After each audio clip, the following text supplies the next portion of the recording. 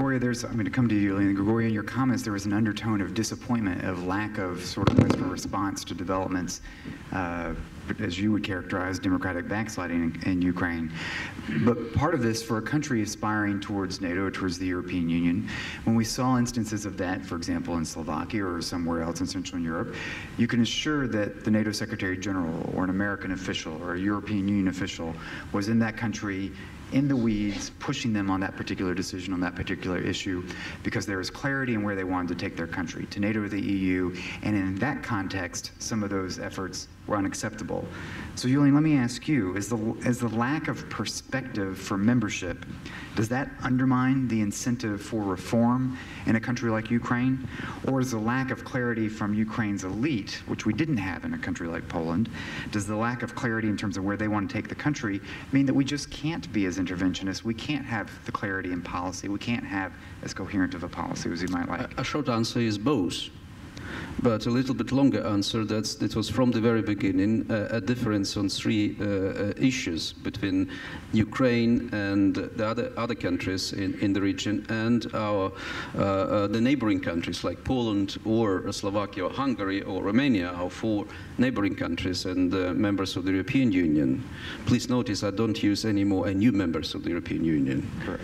And Iulian, can you also pick up on? So there are three differences that were from the very beginning.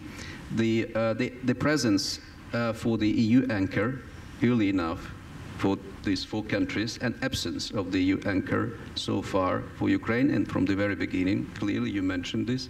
Second, which was has a different stories because of the different neighbor, Russia, and the different timing, whether this neighbor was less stronger or in chaotic shape or in more assertive mood as it is now.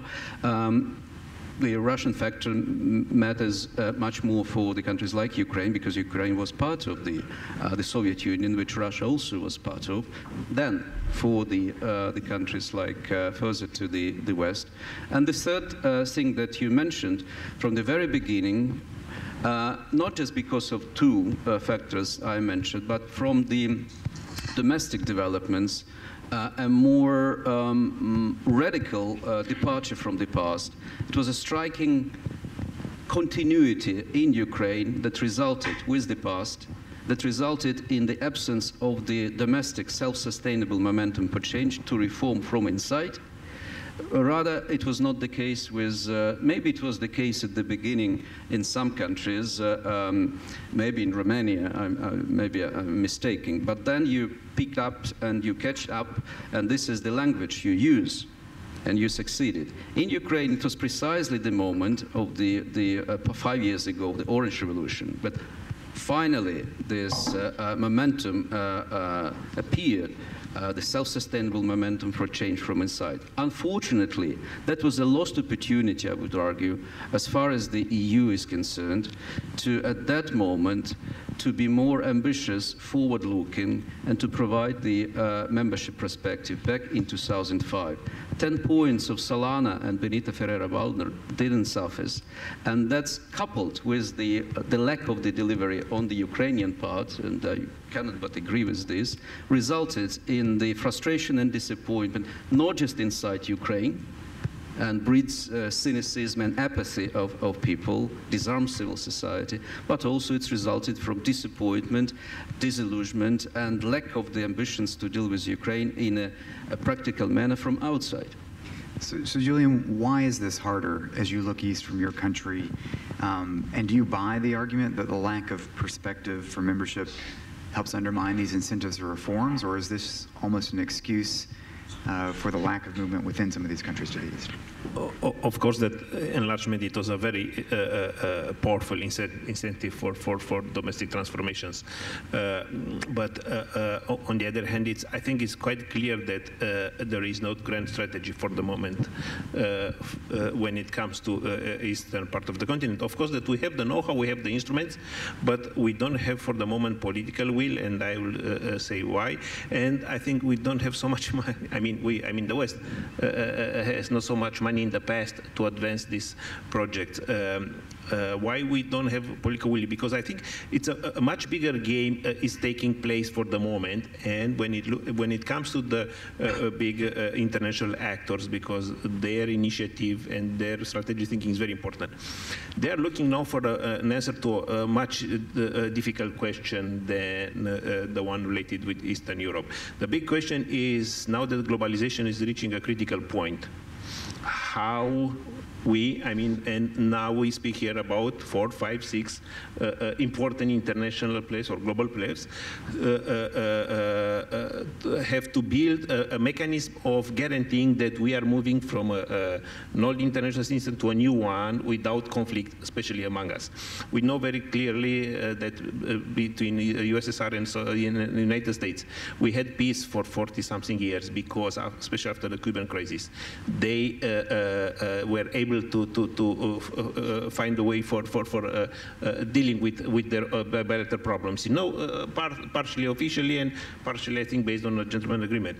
We don't have such a situation for the moment among the big countries, and until they will find a solution for their own bilateral or, how to say, multilateral problems, but I speak here about 4 or 5 countries.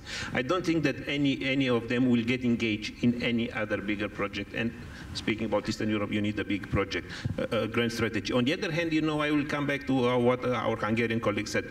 How not to waste time until, a grand strategy will come. And I think that focusing on common projects and common initiatives, I think could be the solution. I think that you already, Damon, mentioned the Black Sea. I think Black Sea has some big opportunities, in the region. I've seen recently an article about a very interesting idea. It's not quite new, but I think it's from the late 50s, to build a channel between the Caspian Sea and the Black Sea. And it seems that there is some interest for this idea either in Russia or Kazakhstan. How to say, we all know the importance of channels like Panama or Suez for the prosperity of some countries, for the prosperity of the world. And sometimes big projects, are able to catalyze energies and to bring countries around the same table, based on a common interest. I think that what we need for the next few years how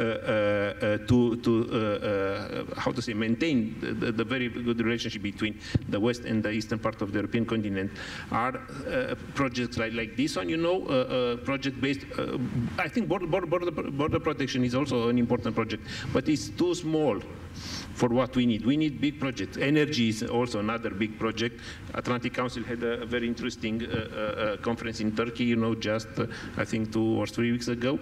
There are a lot of opportunities for energy cooperation in the Black Sea, although sometimes some of the games seems to be zero-sum games, but still I think the difficulties can be overcome. So, having a complementary between these two between these big projects, because also Danube strategy has been mentioned, is a way, I think, for keeping the countries from the West and from the eastern part of the continent working together. Thanks, Julian.